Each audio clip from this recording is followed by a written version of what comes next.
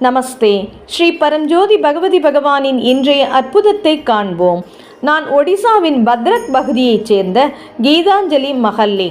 ஸ்ரீ பரஞ்சோதி பகவதி பகவானின் எல்லையற்ற அருளால் என் மாமனாரின் வாழ்வில் நிகழ்ந்த ஒரு அற்புதமான அனுபவத்தை மிகுந்த நன்றி உணர்வுடன் பகிர்ந்து கொள்ள விரும்புகிறேன். என் மாமனார் மாமியார் பத்ரக் அருகிலுள்ள எங்கள் கிராமத்தில் வசிக்கிறார்கள். ஒரு நாள் எங்கள் வீட்டு தோட்டத்தில் உள்ள ஆழ்துணை கிணற்றின் அருகே என் மாமனார் குளித்து கொண்டிருந்த போது அருகில் இருந்த ஒரு பெரிய மரத்தின் கிளைகளை அண்டை வீட்டார் ஒருவர் வெட்டி கொண்டிருந்தனர்.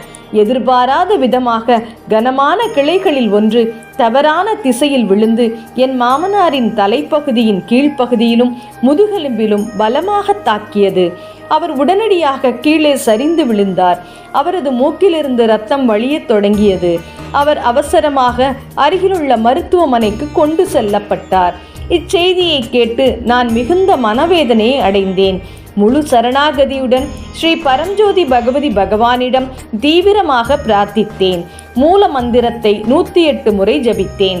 அவரது உயிர் காப்பாற்றப்பட வேண்டும் என்றும் மருத்துவ பரிசோதனை முடிவுகள் அனைத்தும் இயல்பாக வர வேண்டும் என்றும் வேண்டிக் கொண்டேன்.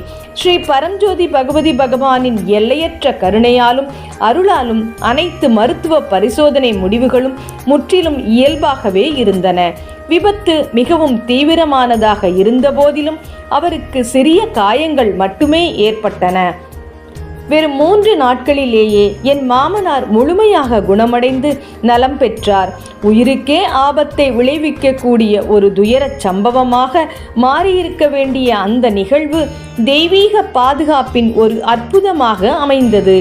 எல்லையற்ற அன்பு, முழுமையான சரணாகதி மற்றும் கோடிக்கணக்கான நன்றிகளுடன் என் மாமனாரின் உயிரை காப்பாற்றி இத்தகைய அற்புதமான குணமடைதலை அருளிய ஸ்ரீ பரஞ்சோதி பகவதி பகவானின் தெய்வீக திருவடிகளில் நான் பணிந்து வணங்குகிறேன்.